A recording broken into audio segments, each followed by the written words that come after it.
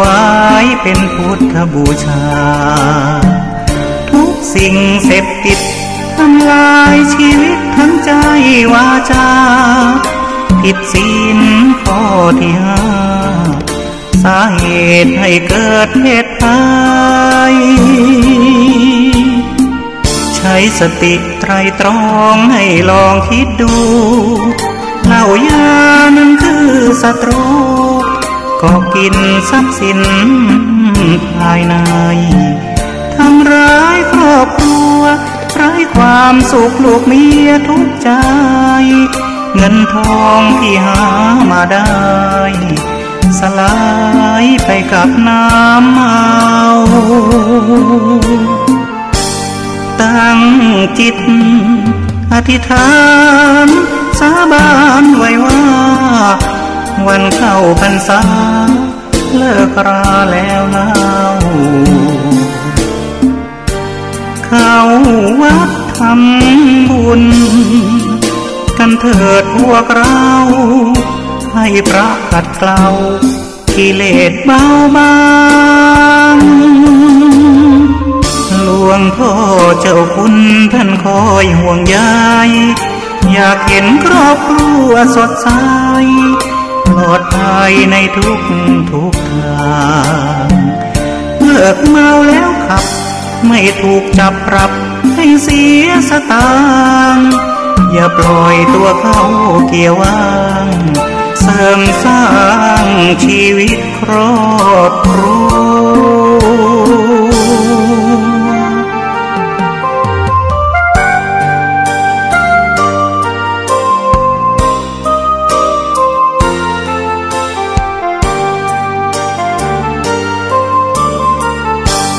ตั้งจิตอธิษฐานสาบานไว้ว่าวันเข้าพรรษาเลิกราแล้วเล่าเข้าวัดทำบุญกันเถิดพวกเราให้พระขัดเกลากิเลสเบาบางหลวงพ่อเจ้าคุณท่านคอยห่วงใยอยากเห็นครอบครัวสดใสปลอดภัยในทุกทางเลิกเมาแล้วขับไม่ถูกจับปรับให้เสียสตางค์อย่าปล่อยตัวเขาเกี่ยวว่างเสริมสร้างชีวิตครอบครัว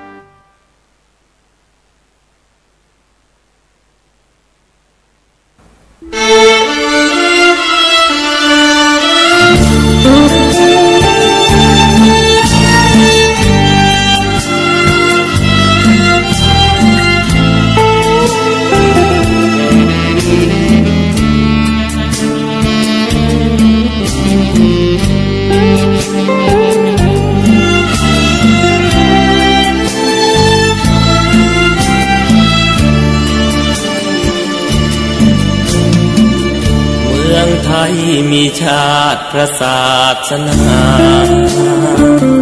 องค์กษัตริย์สามสิ่งยิ่งขวัญแผ่นดินพระพุทธศาสนาขจัดโผยภัยให้สิ้นอย่าให้มีมนทินแผ่นดินจะได้ร่มเย็นหลักธรรมคำสอนสะท้อนถึงสัจธรรมงดงามเลิศล้ำน้อมนำที่ทางให้เห็นแววเสียงระฆังฟังธรรมสวดมนต์เช้าเย็นเมืองไทยนี้เป็นแผ่นดินแห่งพุทธธรรมเหล่าสาธุชนร่วมรักพระศาส บมาโลกาจะมีสุขล้ำพุทธไม่เคยเสื่อมกระแสของใจไหลตามสังคมเสื่อมทรามหลักธรรมสูงส่งเสมอเมืองไทยท่านกำลังติดตามรับฟังสถานีวิทยุกระจายเสียงพระพุทธศาสนาแห่งชาติและสังคมคลื่นเพื่อการศึกษาพระพุทธศาสนาและวัฒนธรรมระบบ FM 104.5 เมกะเฮิรตซ์รายการต่อไปเป็นรายการข่าวบ้านวัดราชการดำเนินรายการโดยเกษตรเพชรสำริด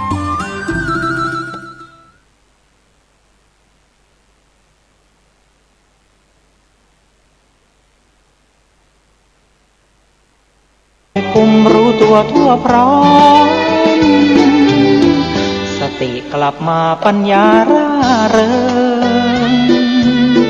จิตใจเคยเลิ้งรู้ตัวโดยอ้อมหากปล่อยใจกายเผลอไปทุกย่อมหัวใจก็ย่อมฟุ้งซ่านให้มานเข้าคุม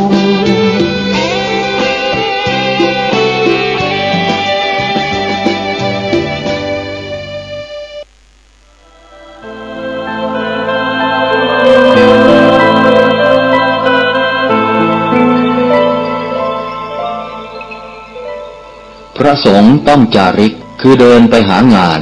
การรอให้งานมาหาเพียงอย่างเดียวอาจได้ผลน้อยหรือถูกกลืนไปในที่สุดรูปแบบของนักเผยแผ่ยุคใหม่จึงต้องทำงานเชิงรุกให้มาก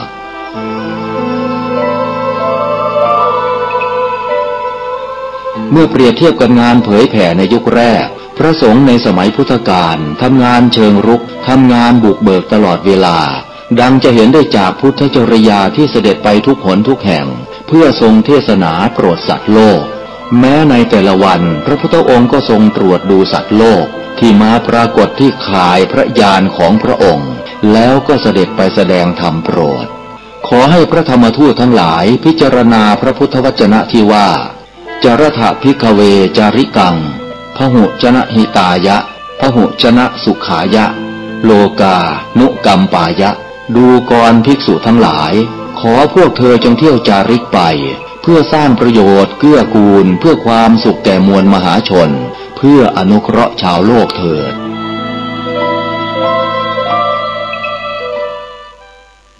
ข่าวสารเพื่อการประชาสัมพันธ์ด้วยหลวงพ่อพระครูอาทรวิสุทธิคุณเจ้าคณะอำเภอหางดงเจ้าวาดวัดหนองตอง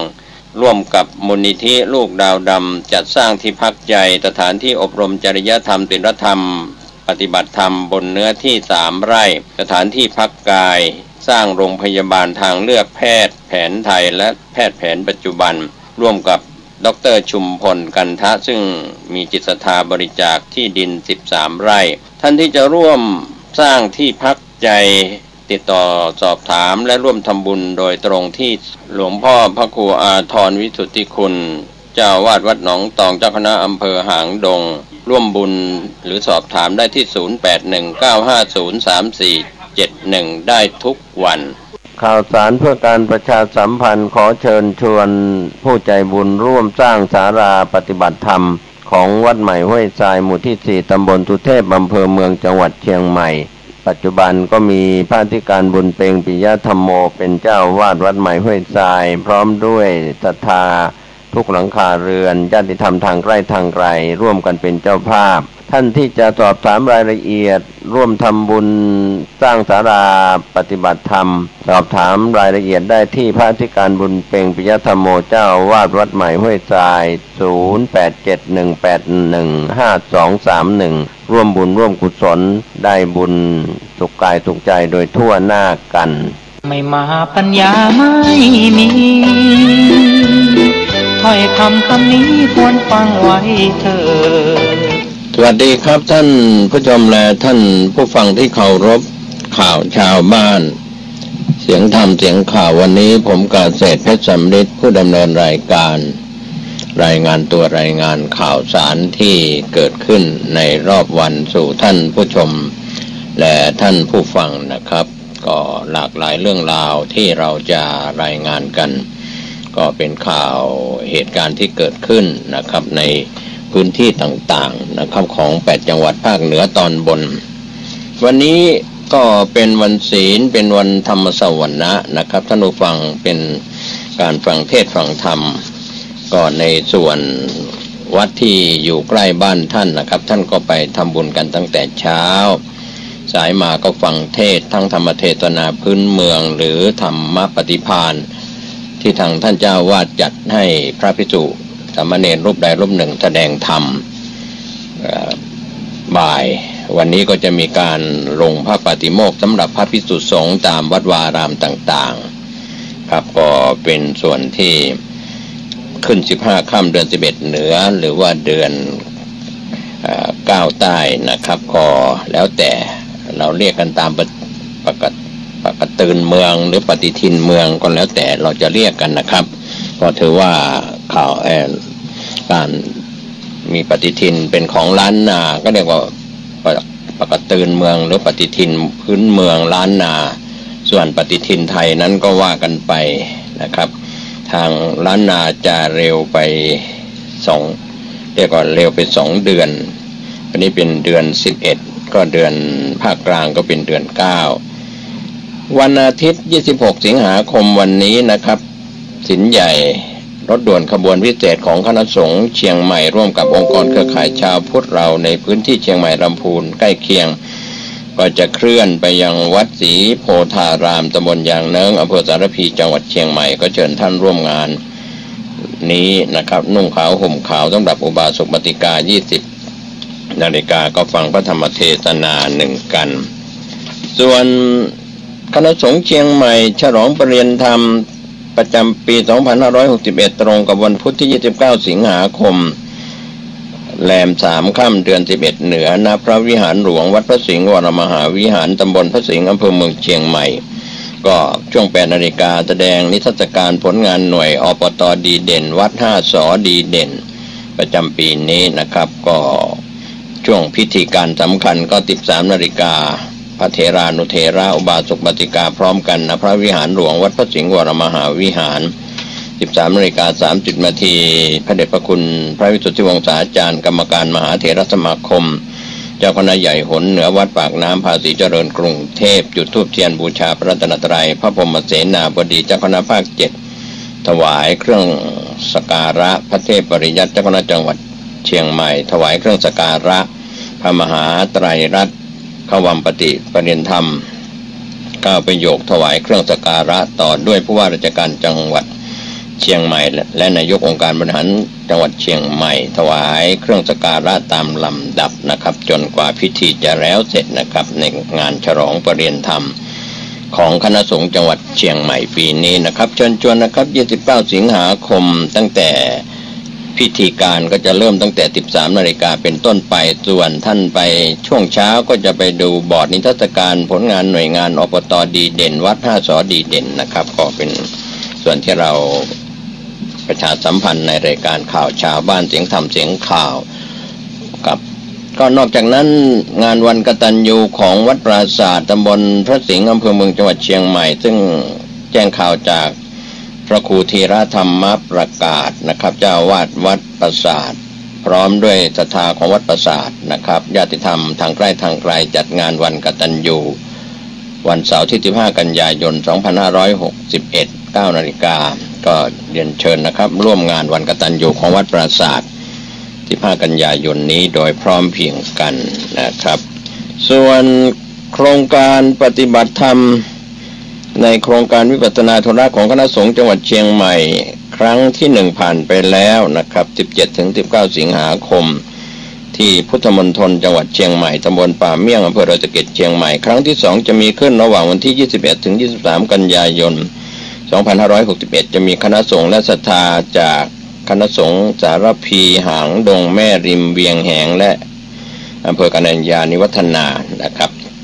ขอท่านที่จะร่วมเป็นเจ้าภาพถวายภัตตาหารโครงการวิปัสสนาธุระของคณะสงฆ์เชียงใหม่ก็ติดต่อเจ้าคณะอำเภอดังกล่าวนะครับไม่ว่าจะเป็นสารพีหางดงแม่ริมเวียงแหงอำเภอกัญญาณิวัฒนาไปปฏิบัติธรรม ที่พุทธมณฑลจังหวัดเชียงใหม่ตำบลป่าเมี่ยงอำเภอราชกิจเชียงใหม่ศุกร์เสาร์และวันอาทิตย์3 วันนะครับก็เป็นข่าวสารเพื่อการประชาสัมพันธ์ที่ทางทีมข่าวเราได้รับรายงานกันเข้ามา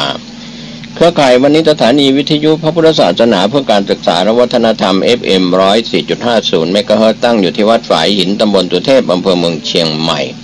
เป็นแม่ข่ายลิงก์สัญญาณไปยังสถานีวิทยุชุมชนคนนาน้อยอำเภอนาน้อยจังหวัดน่าน FM 91.50 เมกะเฮิรตซ์ครับก็ลิงก์กันในช่วงเวลานี้นะครับก็ข่าวชาวบ้านเสียงธรรมเสียงข่าวสารบริการวัดบ้านราชการสถานศึกษาท่านส่งเข้ามาได้นะครับเราก็ประชาสัมพันธ์ตามที่ท่านได้แจ้งข่าวกันธรรมะก่อนข่าววันนี้ก็เป็นเรื่องราวที่ทำไมเราพูดว่าวันพระวันธรรมสวนะเป็นวันฟังธรรมก็วันธรรมดาทั้งหมดใน1 เดือนมี30 วันใน30 วันนั้นก็มีวันขึ้น8 ค่ำขึ้น15 ค่ำแล้วก็แรม8 ค่ำแรม15 ค่ำหรือแรม14 ค่ำก็แล้วแต่เดือน1ก็จะมีวันพระวันธรรมสวนะ4 วันการที่เราจะแบ่งปันเวลาให้ไปเข้าวัดเพื่อฟังเทศน์ฟังธรรมพ่อแม่ลูกสถาบันครอบครัวลูกหลานญาติมิตรเพื่อนสนิทมิตรสหายนะครับการเข้าไปฟังธรรมก็จะได้อานิสงส์ของการฟังธรรมอย่างยิ่งใหญ่ในสมัยพุทธกาลองค์สมเด็จพระสัมมาสัมพุทธเจ้าก็อยู่ในการแสดงธรรมในช่วงพุทธกิจ5 ข้อตั้งแต่เช้าไปบิณฑบาตก็ไปโปรดสัตว์ก็แสดงธรรมหลังจากเสร็จพัฒกิจแล้วช่วงเย็นและค่ำก็โปรดศรัทธาอุบาสกอุบาสิกาที่เข้าไปและในส่วนของวัดที่พระองค์ประทับอยู่ไม่ว่าจะเป็นวัดเชตวันวัดเวรุวันหรือวัดใดๆก็ตามท่านก็จะแสดงธรรมกับอุบาสกอุบาสิกาตถาชาวบ้านช่วงเย็นส่วนโอวาทพระภิกษุนั้นก็มีช่วงค่ำนะครับในช่วงค่ำส่วนเที่ยงคืนก็แก้ปัญหาเทวดาก็ฟังธรรมบรรยายธรรมสอนธรรมส่วนเช้ามืดใกล้รุ่งก็พิจารณาบุคคลที่ควรบรรลุธรรมก็จะเสด็จไปโปรดเพื่อสอนธรรมแสดงธรรมก็ในโอกาสพุทธกิจ5 ประการของพระพุทธองค์นั้นล้วนแล้วแต่เป็นส่วนที่จะได้ไปโปรดไปแสดงธรรมไปบิณฑบาตโปรดสัตว์ก็แสดงธรรมไปในโอกาสที่อุบาสกอุบาสิกาเข้าไปที่วัดก็แสดงธรรมช่วงเย็นและค่ำส่วนช่วงค่ำก็ให้โอวาทพระภิกษุภิกษุณีอุบาสกอุบาสิกาที่อยู่ในโดยเฉพาะโอวาทพระภิกษุภิกษุณีสามเณรสามเณรีสิกขมานาในยุคอินเดียโบราณครับก็ล้วนแล้วในพุทธกิจ5 ประการเที่ยงคืนนั้นเป็นเวลาของเทวดาลงมาฟังธรรมมาตอบถามปัญหาแก้ปัญหาให้กับเทวดาเราจะเห็นได้จากมงคลสูตร30 มงคล38 ข้อ38 ประการเสวนาจะพารานังปันดิตานันจะเสวนาเป็นต้นนะครับ3 มงคล38นั้นก็เป็นการแก้ไขปัญหาให้กับเทวดาเพราะว่าชาวโลกทั้งมนุษย์อมนุษย์ทั้งหลายก็ถกเถียงกันว่าอะไรเป็นมงคลก็เป็นการได้คำตอบจากที่องค์สมเด็จพระสัมมาสัมพุทธเจ้าถูกเทวดาทูลถามว่าอะไรเป็นมงคลก็แก้ไขก็มีทั้งหมด38 ข้อ38 ประการอันนี้ก็เป็นการแก้ไขปัญหาให้กับเทวดายามเที่ยงคืนหรือว่าดึกๆนะครับเที่ยงคืนเป็นยามที่2นะครับยามสุดท้ายยามที่3นั้นก็พิจารณาว่าสัตว์ใดสมควรจะได้บรรลุมรรคผลนิพพานจะได้เสด็จไปโปรดไปแสดงธรรมในช่วงใกล้รุ่งได้พิจารณาแผ่ข่ายพยานไปแล้วเช้าออกไปก็ออกไปบิณฑบาตและลวดไปโปรดสัตว์ด้วยในช่วงเช้านะครับก็พุทธกิจ5 ประการของพระพุทธเจ้านั้นเป็นแบบอย่างของพระพุทธเจ้าทั้งหลายก็เป็นอย่างนี้ในยุคอดีตที่พระพุทธองค์ในพระพุทธเจ้าที่ร่วงไปแล้วก็เป็นอย่างนี้ปัจจุบันก็เป็นอย่างนี้ที่จะมาตรัสรู้ในการภายภาคหน้าก็เป็นอย่างนี้นะครับพุทธกิจก็ถือว่าก่อเกิดเรียกว่าหิตะประโยชน์ตนปรหิตะประโยชน์ของบุคคลอื่นนะครับก็เป็นส่วนที่เราท่านผู้ชมท่านผู้ฟังได้มีโอกาสสร้างประโยชน์ตนแล้วก็ยังต้องช่วยเหลือเพื่อประโยชน์บุคคลอื่นดังนั้นวันพระวันธรรมสวนะจึงเป็นโอกาสดีและโชคดี ของพี่น้องชาวพุทธทั้งภายในประเทศไทยและต่างประเทศแต่ปัจจุบันนั้นเราก็ไม่ค่อยจะมีเวลาอ้างว่าไม่ใช่วันหยุดวันนี้เป็นวันอาทิตย์เป็นวันหยุดอาจจะไม่ได้ไปหรือไปก็แล้วแต่ท่านนะครับทุกวันนะมีโอกาสที่จะเข้าไปฟังธรรมในวันพระ7 วันนี่นะครับจันทร์อังคารพุธพฤหัสศุกร์เสาร์อาทิตย์แต่เราก็มาอ้างวันหยุดเสาร์อาทิตย์จึงจะได้ไปบางคนก็บอกว่าจันทร์ถึงศุกร์ก็จะต้องรีบเร่งไปทำงานไม่มีโอกาสเข้าวัดก็แล้วแต่โอกาสนะครับช่วงใดในรอบ24ชั่วโมงช่วงใดในรอบ7 วันจันทร์ถึงวันอาทิตย์7 วันนะครับท่านมีโอกาสฟังเทศน์ฟังธรรมปัจจุบันนั้นก็มีสิ่งเครื่องอำนวยด้านไอทีด้านเทคโนโลยีก็คือการฟังธรรมทางวิทยุกระจายเสียงทางทีวีแล้วก็ทางอินเทอร์เน็ตโซเชียลมีเดียมากมายทีเดียวนะครับท่านก็ได้บุญได้กุศลกันอันนี้ก็เป็นธรรมะก่อนข่าวฝากไว้ว่าความหมายของการฟังธรรมชื่อว่าธรรมสวนะวันพระก็ในสื่อต่างๆไม่ว่าจะเป็นทีวีวิทยุกระจายเสียงหรือสื่อสิ่งพิมพ์โดยเฉพาะสื่อทีวีหลายช่องก็ประกาศว่าวันนี้เป็นวันพระหรือสื่อวิทยุกระจายเสียงจากกรมประชาสัมพันธ์หรือสถานีอื่นๆก็บอกว่าวันนี้เป็นวันพระประกาศให้ชาวพุทธที่รับชมรับฟังในส่วนสื่อสิ่งออนไลน์ก็เช่นเดียวกันนะครับก็เป็นเรื่องราวดีๆที่บอกกล่าวให้ท่านได้รับรู้รับทราบกันว่าวันนี้เป็นวันพระก็เรียกว่าเป็นวันพระขึ้น15 ค่ำเดือน11เหนือหรือว่าเดือน9ใต้ก็แล้วแต่นะครับหลายท่านที่รับฟังรายการข่าวชาวบ้านอยู่วันนี้ก็อาจจะอยู่ที่วัดหรือไปวัด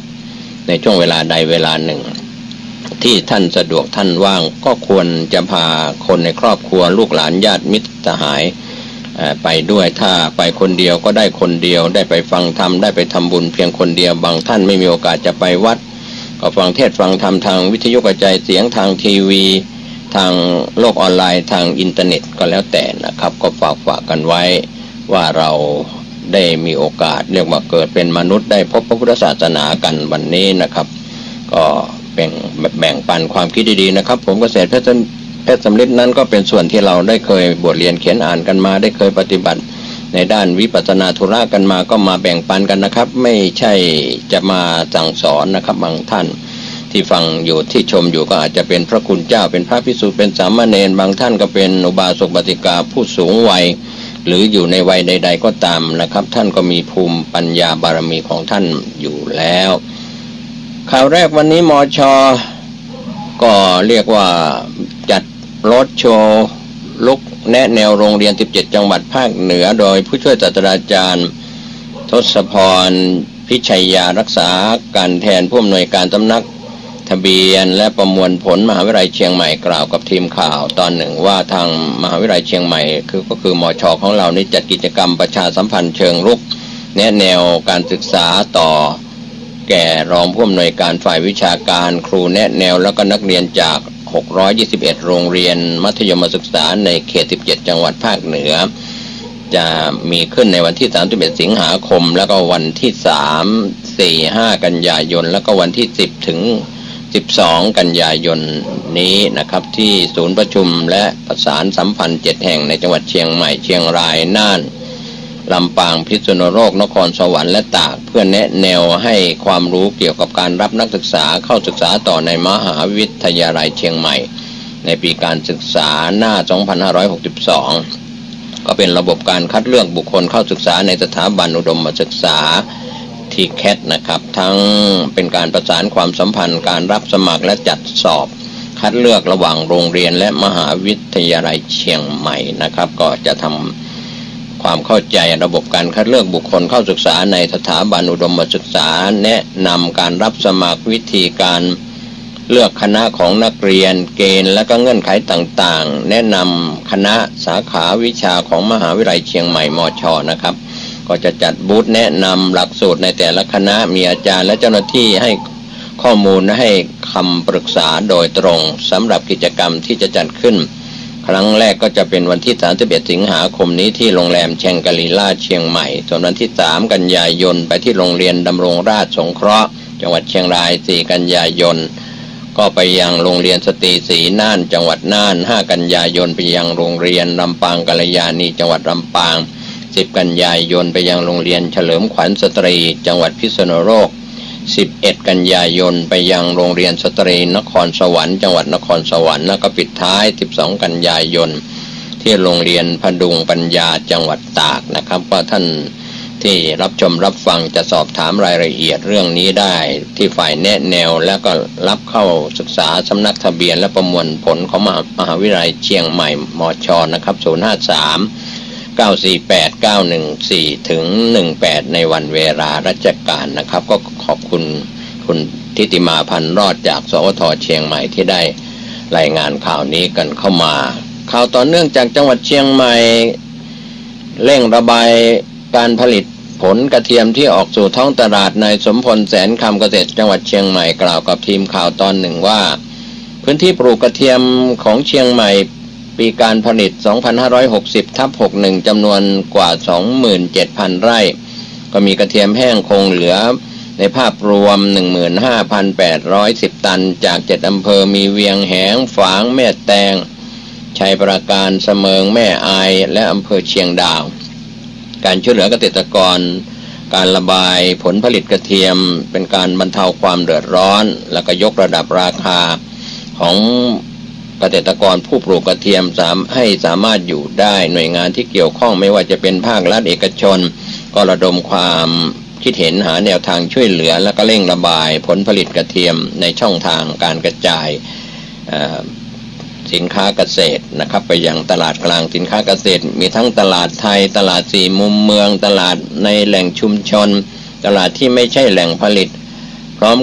กับประสานไปยังโรงงานอุตสาหกรรมทั้งในจังหวัดเชียงใหม่และต่างจังหวัดที่ใช้กระเทียมเป็นวัตถุดิบในการผลิตช่วยรับซื้อผลผลิตจากกลุ่มเกษตรกรโดยตรงก็ส่งเสริมให้เกษตรกรมีการรวมกลุ่มในรูปแบบสหกรณ์เพื่อสร้างความเข้มแข็งให้กับกลุ่มของพี่น้องเกษตรกรผู้ปลูกกระเทียมในระยะยาวด้วยนะครับก็เป็นข้อชี้แจงจากนายสมพลแสนคำเกษตรจังหวัดเชียงใหม่ชี้แจงเป็นบรรยากาศเมื่อวานนี้ส่วนสวัสดิการและคุ้มครองแรงงานจังหวัดเชียงใหม่เผยส่งเสริมคนทำงานทุกคนให้มีความปลอดภัยเตรียมจัดงานความปลอดภัยและอาชีวะอนามัยภาคเหนือ 29-30 สิงหาคมนี้นายทัศนัทนุชแสงพรีสวัสดิการและคุ้มครองแรงงานจังหวัดเชียงใหม่กล่าวกับทีมข่าวของเชียงใหม่นะครับในการที่จะร่วมกับสถาบันส่งเสริมความปลอดภัยอาชีวะอนามัยและสภาพแวดล้อมในการทำงานองค์การมหาชนเตรียมจัดงานความปลอดภัยและอาชีวะอนามัยภาคเหนือของจังหวัดเชียงใหม่29-30 สิงหาคมนี้ที่โรงแรมดวงตะวันเชียงใหม่นะครับก็เป็นเรื่องราวด้านความปลอดภัยของคนทำงานส่วนวิทยาลัยเชียงรายจัดพิธีประทานปริญญาบัตรบัณฑิตสำเร็จการศึกษาปีการศึกษา 2558 ถึง 2560 ผู้ช่วยศาสตราจารย์ดร.อินจันเจริญอธิการบดีวิทยาลัยเชียงรายกล่าวกับทีมข่าวของเชียงรายว่าทางวิทยาลัยเชียงรายจัดตั้งขึ้นมาปี 2546 เปิดให้มีการเรียนการสอนระดับปริญญาโท2หลักสูตรมีสาธารณสุขศาสตร์มหาบัณฑิตศึกษาศาสตร์มหาบัณฑิตระดับประกาศนียบัตรบัณฑิต1หลักสูตร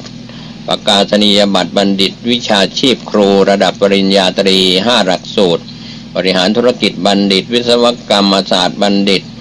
สาธารณสุขศาสตร์บัณฑิตการแพทย์แผนจีนบัณฑิตและระดับประกาศนียบัตร1หลักสูตรก็คือประกาศนียบัตรผู้ช่วยพยาบาลสำหรับปีการศึกษา 2558 ถึง 2560 นั้นมีผู้สำเร็จการศึกษารวม622 คนจากระดับปริญญาตรีหลักสูตรบริหารธุรกิจบัณฑิตหลักสูตรวิศวกรรมศาสตร์บัณฑิตหลักสูตรพยาบาลศาสตร์บัณฑิตหลักสูตรสาธารณสุขศาสตร์บัณฑิตโดยทางอธิการวิทยาลัยเชียงรายดร.อินจันเจริญกล่าวว่าทางวิทยาลัยเชียงรายนั้นมีความตั้งใจในการผลิตบัณฑิตให้มีคุณภาพมีคุณธรรมรับใช้ชุมชนสังคมดังปณิธานของวิท ทยาลัยที่ว่าความรู้คู่คุณธรรมนำสังคมจึงได้ยึดมั่นในการให้บริการด้านการศึกษาการพัฒนาในด้านต่างๆอย่างต่อเนื่องก็กำหนดพิธีประธานปริญญาบัณฑิตเรียกว่าปริญญาบัตรบัณฑิตสำเร็จการศึกษาปีระหว่างปี 2558 ถึง 2560 ในวันจันทร์ที่ 27 สิงหาคม 2561 หน้าอาคารเฉลิมพระเกียรติวิทยาลัยเชียงรายตำบลป่าอ้อดอนชัยอำเภอเมืองเชียงรายจังหวัดเชียงรายก็ขอบคุณทีมข่าวคุณสมชายเกิงฝากจากสวท.เชียงรายที่ได้รายงานข่าวนี้กันเข้ามานะครับในส่วนก็ในส่วนที่ผู้ที่จะพระราชทานปริญญาในโอกาสพิธีการสำคัญนะครับพระเจ้าวรวงศ์เธอพระองค์เจ้าโสมสวรีพระวรราชาธินัดดามาศเสด็จประธานปริญญาบัตรบัณฑิตผู้สำเร็จการศึกษาจากวิทยาลัยเชียงรายในวันจันทร์ที่ 27 สิงหาคม 2561 ที่อาคารเฉลิมพระเกียรติวิทยาลัยเชียงรายนะครับก็เป็นข่าวที่เพิ่มเติมต่อเนื่องนะครับก็ผู้ที่สำเร็จการศึกษาระหว่างปี 2558 ถึง 2560 นั้นมีทั้งหมด 620 คนจากรายละเอียดดังกล่าวนะครับก็เชิญท่านได้เฝ้ารับเสด็จพระเจ้าวรวงศ์เธอพระองค์เจ้าโสมสวรีพระวรราชาธินัดดามาศในพิธีประธานปริญญาบัตรประจำปีการศึกษา 2558 ถึง 2560 วันจันทร์ที่ 27 สิงหาคม 2561 ณ ห้องประชุมชั้น 6 อาคารเฉลิมพระเกียรติวิทยาลัยเชียงรายจังหวัดเชียงรายนะครับก็เป็นข่าวต่อเนื่องนะครับผู้แทนสำนักงานประชาสัมพันธ์จังหวัดลำพูนร่วมพิธีเปิดงานมหกรรมผลไม้ของดีเมืองยะลาและวิชาการเกษตรปี 2561 โดยนางสุพินจินดาหลวงผู้แทนสำนักงานประชาสัมพันธ์จังหวัดลำพูนพร้อมด้วยผู้แทนจากหน่วยงานต่างๆและสื่อมวลชนหลายแขนงร่วมพิธีเปิดงานมหกรรมผลไม้ของดีเมืองยะลาและวิชาการเกษตรประจำปี 2561 เพื่อประชาสัมพันธ์การ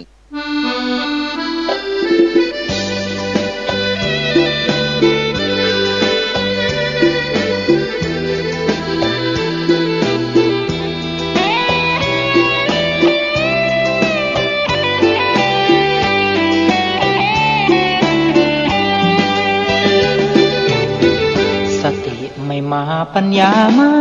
มีถ้อยคำนี้ควรฟังไว้เถิด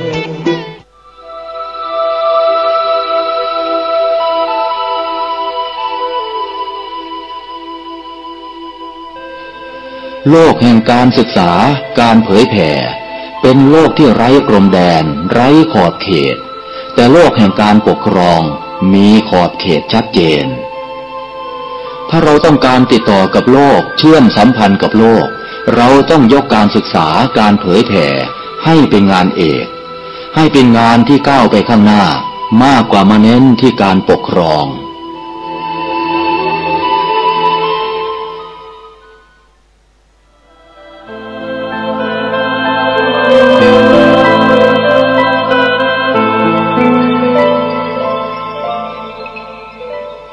พระสงฆ์ต้องจาริกคือเดินไปหางานการรอให้งานมาหาเพียงอย่างเดียวอาจได้ผลน้อยหรือถูกกลืนไปในที่สุดรูปแบบของนักเผยแผ่ยุคใหม่จึงต้องทำงานเชิงรุกให้มาก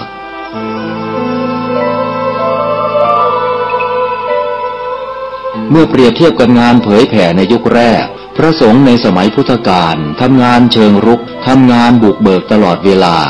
ดังจะเห็นได้จากพุทธจริยาที่เสด็จไปทุกหนทุกแห่งเพื่อทรงเทศนาโปรดสัตว์โลก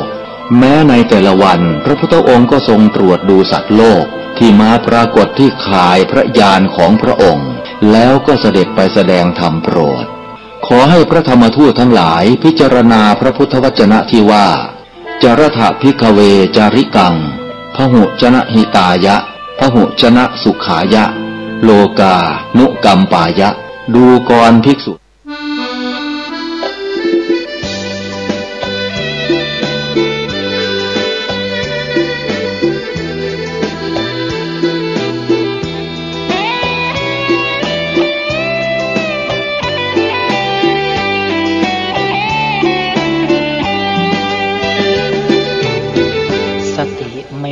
ปัญญาไม่มีถ้อยคำนี้ควรฟังไว้เถิดหากสติมาแล้วปัญญาเกิดตัณหาตะเลิดกิเลสสลายสติไม่มาปัญญาไม่มีจดจำคำนี้วลีง่ายๆปล่อยใจกระเจิงระเริงละลายเผลอใจลืมกายไร้ความควบคุมโทสะโทโสโมโหโมหังกำหนดไว้นะสติคอยคุมกำหนดใจและกายมิใช่เดาสุ่มสติคอยคุมรู้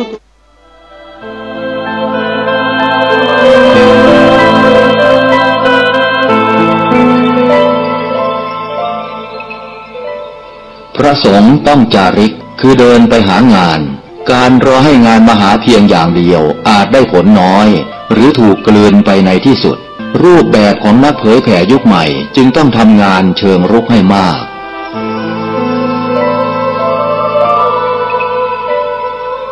เมื่อเปรียบเทียบกับงานเผยแผ่ในยุคแรกพระสงฆ์ในสมัยพุทธกาลทำงานเชิงรุกทำงานบุกเบิกตลอดเวลาดังจะเห็นได้จากพุทธจริยาที่เสด็จไปทุกหนทุกแห่งเพื่อทรงเทศนาโปรดสัตว์โลกแม้ในแต่ละวันพระพุทธองค์ก็ทรงตรวจดูสัตว์โลกที่มาปรากฏที่ข่ายพระญาณของพระองค์แล้วก็เสด็จไปแสดงธรรมโปรดขอให้พระธรรมทูตทั้งหลายพิจารณาพระพุทธวจนะที่ว่าจารถะภิกขเวจาริกังพหุชนะหิตายะพหุชนะสุขายะโลกานุกัมปายะดูกรภิกษุทั้งหลายขอพวกเธอจงเที่ยวจาริกไปเพื่อสร้างประโยชน์เกื้อกูลเพื่อความสุขแก่มวลมหาชนเพื่ออนุเคราะห์ชาวโลกเถิด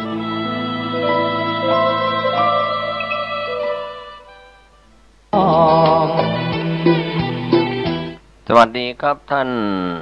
ผู้ฟังที่เคารพการแบ่งปันความคิดดีๆวันนี้ในเรื่องของ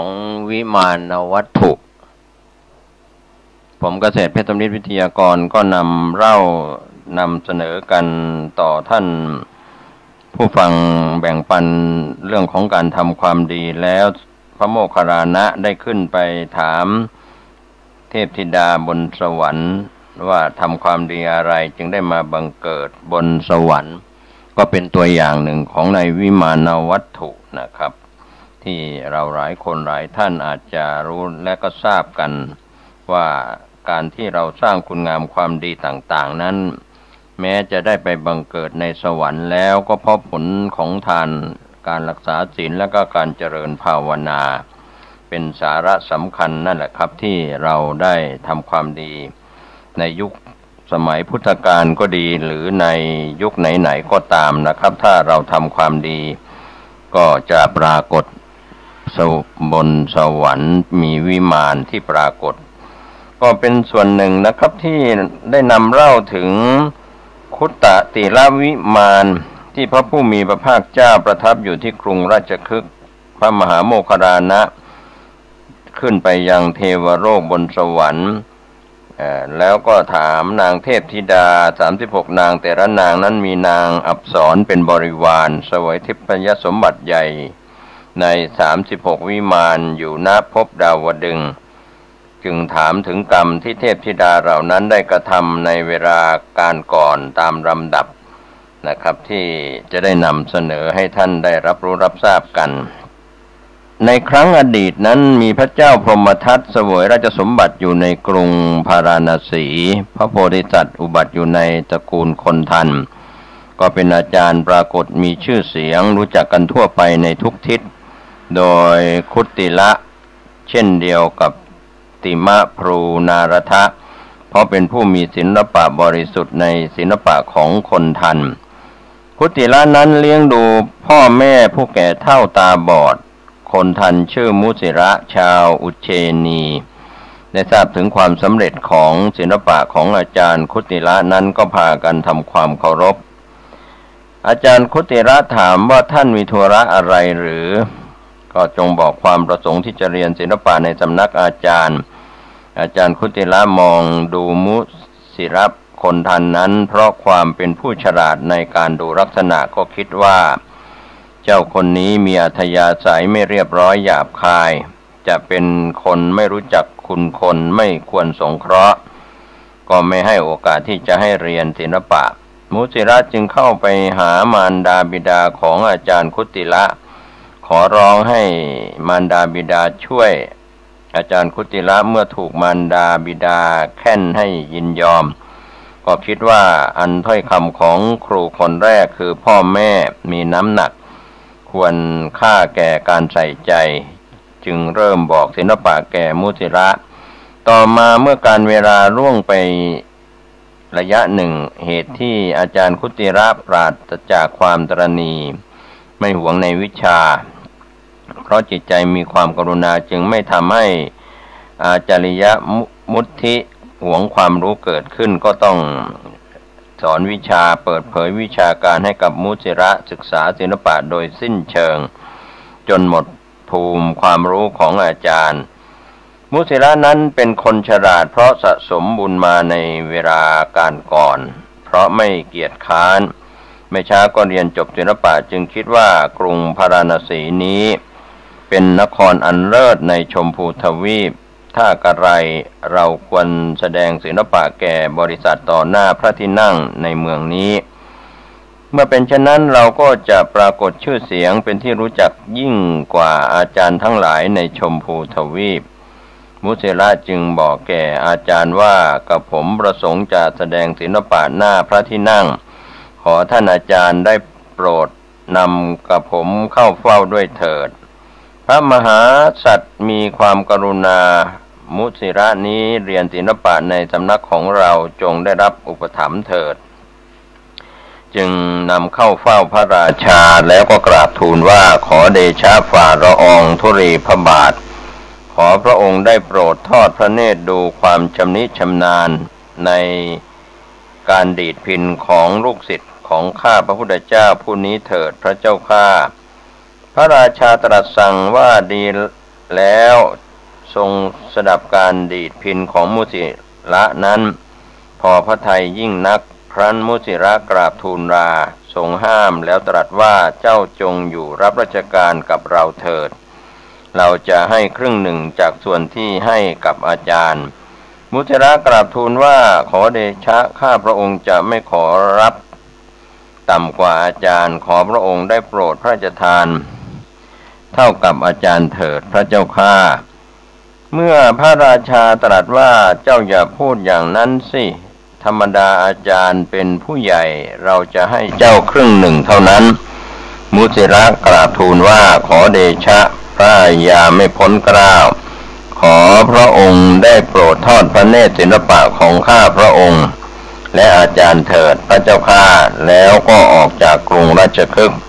เที่ยวโฆษณาไปในที่นั้นๆว่าจากนี้ไป7 วันจะมีการแสดงศิลปะที่หน้าพระลานหลวงระหว่างข้าพเจ้าและอาจารย์คุติระขอเชิญผู้ประสงค์จะชมศิลปะนั้นจงมาพร้อมกันเพื่อชมพระมหาสัตว์สดับดังนั้นแล้วก็คิดว่ามุสิระนี้ยังหนุ่มมีกำลังส่วนเราแก่แล้วกำลังก็น้อยถ้าเราแพ้เราตายเสียดีกว่าเพราะฉะนั้นเราจะเข้าไปป่าผูกคอตายละจึงไปป่าเกิดกลัวตายก็กลับอยากตายอีกก็เดินไปในป่ากลัวตายอีกก็กลับเมื่อพระมหาสัตว์ไปมาอยู่อย่างนี้ที่นั้นก็เตียนโล่งไม่มีหญ้าเลยลำดับนั้นท้าวสกเทวราชเข้าไปหาพระมหาสัตว์ปรากฏรูปประดิษฐานอยู่บนอากาศกล่าวอย่างนี้ว่าท่านอาจารย์ทำอะไรพระมหาสัตว์ได้ทูลตอบสนองกับท้าวสกว่าแสดงความเจ็บใจของตนว่าข้าแต่ท้าวโกสีข้าพระองค์ได้สอนวิชาดีดพิณ7 สายมีเสียงไพเราะมากน่ารื่นรมแก่มุสิระผู้เป็นศิษย์เขาตั้งใจจะดีดพิณประชันกับข้าพระองค์กลางเวที ขอพระองค์ได้โปรดเห็นที่พึ่งแก่ข้าพระองค์ด้วยเถิดข้าแต่เทวราชข้าพระองค์ได้สอนศิลปะของคนทันอันได้แก่วิชาชื่อว่าพิณเจ็ดสายเพราะแสดงเสียง7อย่างมีเสียงเหมือนนกยูงร้องเหล่านี้เป็นต้นมีสาย7สายชื่อว่าเสียงไพเราะมากเพราะทำเสียงนั้นไม่ให้เสื่อมไปจากชนิดของเสียง22อย่างตามสมควรชื่อว่าน่ารื่นรมเพราะเสียงและพิณน่ารื่นรมอย่างยิ่งแก่ผู้ฟังโดยการเทียบกันและกันเพราะเป็นผู้ฉลาดในการปรับเสียงครบ50เสียงตามที่เรียนมาเพราะเหตุนั้นข้าพระองค์ได้สอนได้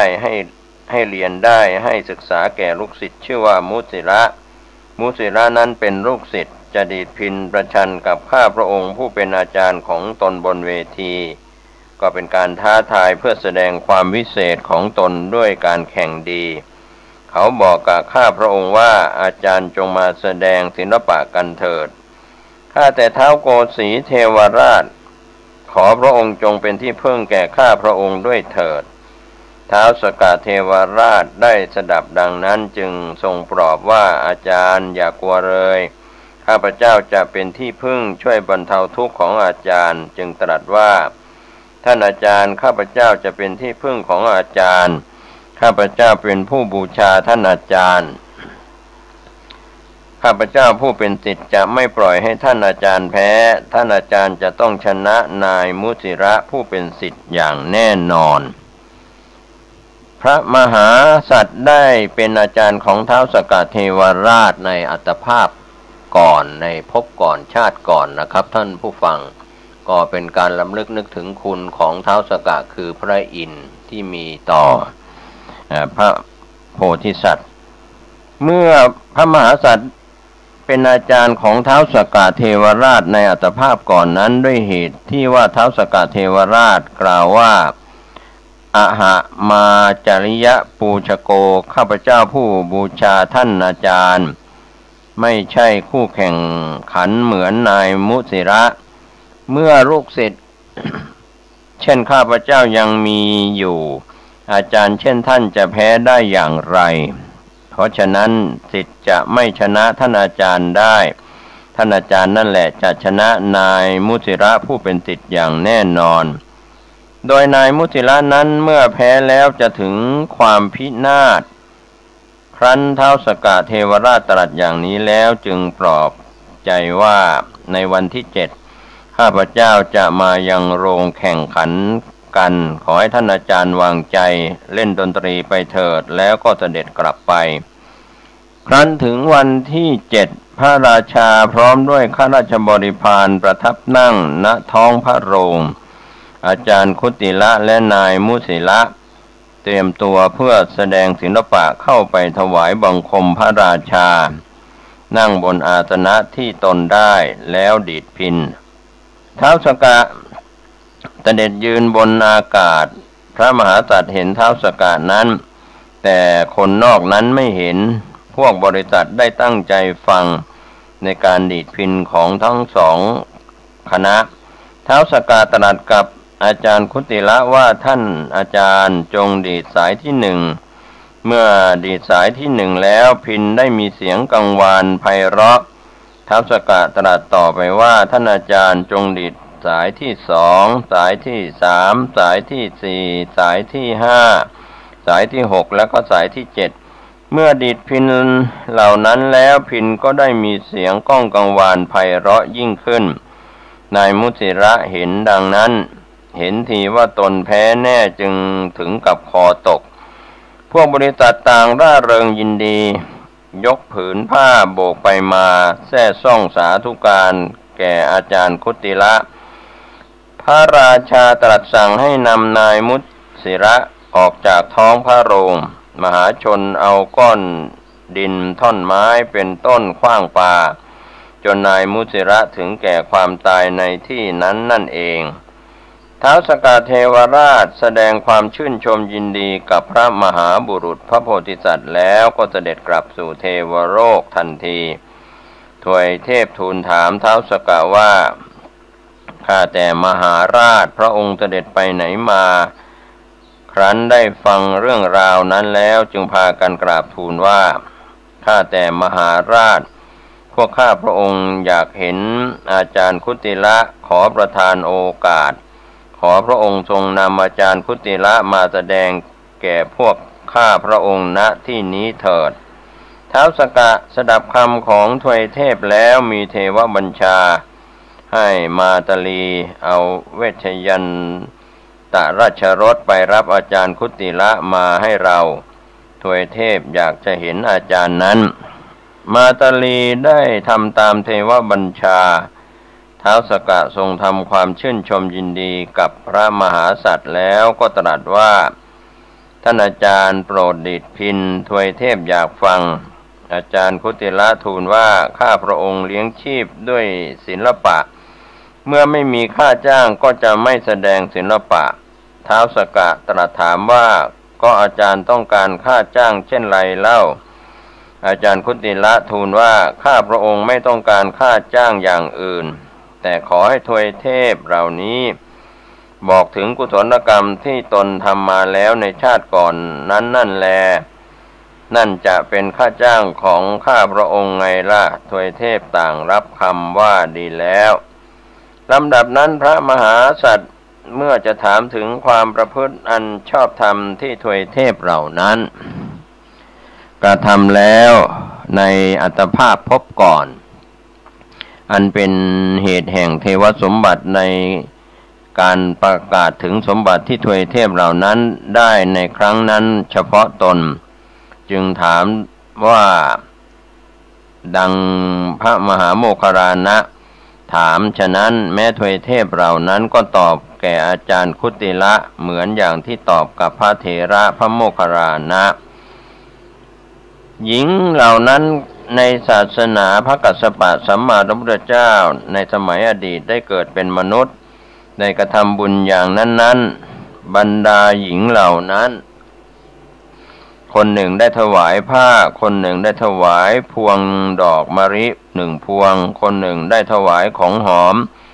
คนหนึ่งได้ถวายผลไม้อย่างดีคนหนึ่งได้ถวายอ้อยคนหนึ่งได้ถวายของหอม5 อย่าง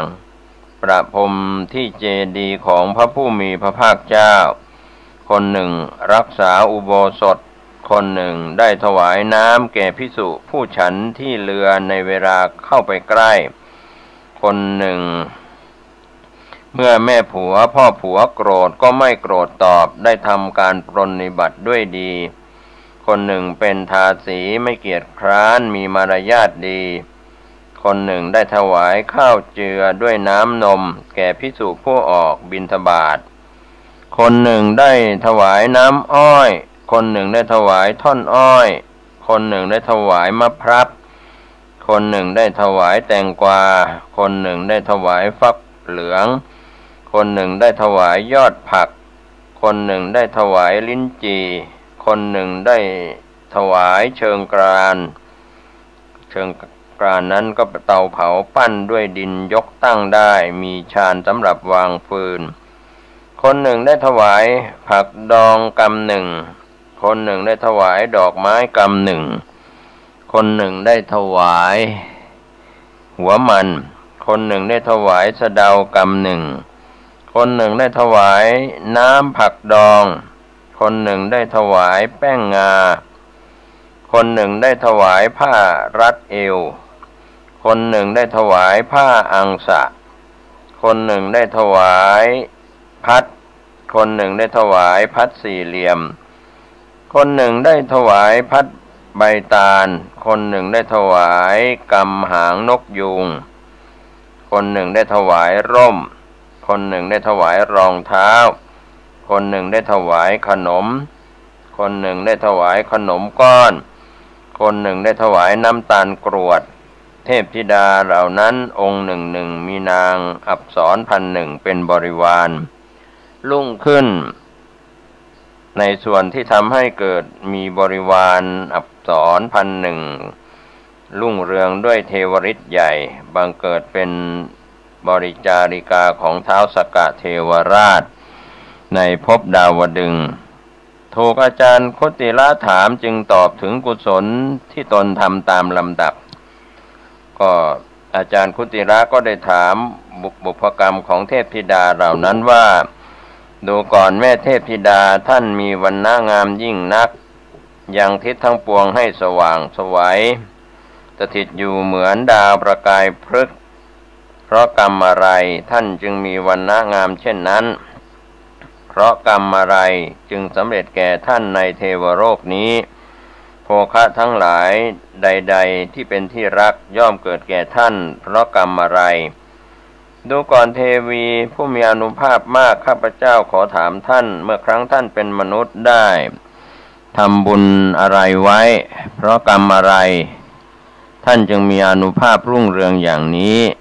และรัศมีของท่านรุ่งเรืองไปทั่วทิศเพราะกรรมอะไรเทพธิดานั้นอาจารย์คุติละถามเหมือนพระโมคคัลลานะถามแล้วก็มีใจยินดีจึงตอบผลกรรมนั้นว่าดิฉันเป็นสตรีผู้ประเสริฐในนรในหญิงและชายทั้งหลายได้ถวายผ้าเนื้อดีแก่ภิกษุรูปหนึ่งดิฉันได้ถวายผ้าอันน่ารักอย่างนี้จึงได้เข้าถึงฐานะอันเป็นทิพย์อย่างนี้เชิญดูวิมานของดิฉันเถิดดิฉันยังเป็นนางฟ้าที่มีผิวพรรณน่ารักทั้งเป็นผู้เลิศกว่านางอัปสรตั้งพรรณเชิญดูผลแห่งบุญทั้งหลายเถิดเพราะผลแห่งบุญนั้นดิฉันจึงมีวรรณะงามเช่นนี้ความสำเร็จในที่นี้ของดิฉันเพราะผลบุญนั้นโภคะทั้งหลายอันเป็นที่รักย่อมเกิดแก่ดิฉันเพราะผลบุญนั้นข้าแต่ภิกษุผู้มีอานุภาพมากดิฉันขอบอกท่านว่าเมื่อครั้งดิฉันเป็นมนุษย์ได้ทำบุญอะไรไว้เพราะบุญนั้นดิฉันจึงมีอานุภาพรุ่งเรืองอย่างนั้นและมีรัศมีสว่างไสวไปทุกทิศครับก็เป็นส่วนที่พระโมคคัลลานะก็ถามนางเทพธิดาก็เรียกว่าอยู่ในวิมานต่างๆนะครับที่พระโมคคัลลานะได้ถามนางเทพธิดามากมายทีเดียวนะครับไม่ว่านางเทพธิดาเหล่านั้นก็ตอบพระโมคคัลลานะ และอาจารย์คุติละ ให้ทราบเหมือนตอบกับพระโมคคัลลานะนะครับก็ถือว่าเป็นเรื่องราวที่อาจารย์คุติละได้ถามบุพกรรมของเทพธิดาต่างๆที่มีสวรรค์ปรากฏเป็นวิมานในสวรรค์ก็เทพธิดาหนึ่งได้ถวายน้ำอ้อยเทพธิดาหนึ่งได้ถวายท่อนอ้อยเทพธิดาหนึ่งได้ถวายผลมะพร้าวสุกได้ถวายแตงกวาได้ถวายฟักทองได้ถวายยอดผักต้มกับพระภิกษุได้ถวายผลลิ้นจี่ได้ถวายเชิงกรานได้ถวายผักดองกำหนึ่งได้ถวายดอกไม้กำหนึ่งได้ถวายมันได้ถวายสะเดากำหนึ่งได้ถวายน้ำผักดองได้ถวายแป้งคลุกงา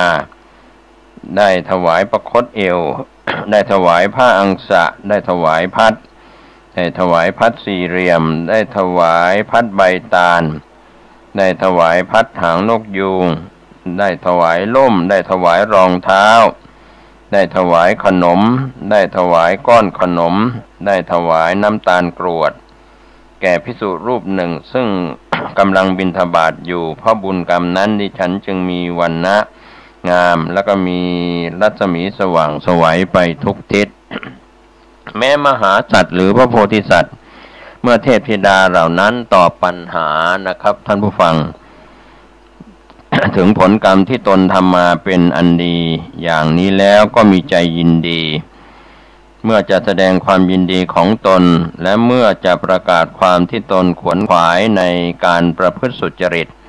และความที่ตนมีอัธยาศัยในนิพพานจึงกล่าวว่า วันนี้ข้าพเจ้ามาดีแล้วเป็นฤกษ์งามยามดีที่ข้าพเจ้าได้เห็นเทพธิดาทั้งหลายที่เป็นนางฟ้ามีรูปร่างผิวพรรณน่ารักใคร่ทั้งได้ฟังธรรม อันแนะนำทางบุญกุศล จากเทพธิดาเหล่านั้นด้วยต่อไปนี้ข้าพเจ้าทำบุญกุศลให้มากด้วยการให้ทานด้วยการประพฤติธรรมสม่ำเสมอด้วยการสำรวมด้วยการฝึกฝนข้าพเจ้าจะได้ไปสู่สถานที่ไปแล้วไม่เศร้าโศกก็เป็นส่วนที่ หญิงเหล่านั้นเมื่อครั้งศาสนาของพระทศพลพระนามวกัสสปะได้ท่องเที่ยวไปในเทวโลกตลอดพุทธันดรหนึ่งตั้งแต่อัตภาพที่สองด้วยเจตนาอันเกิดสืบต่อกันมาในการประพฤติธรรมครั้นถึงศาสนาของพระผู้มีพระภาคเจ้าของเราทั้งหลายในปัจจุบันหญิงเหล่านั้นก็ได้เกิดในภพดาวดึงส์นั่นเอง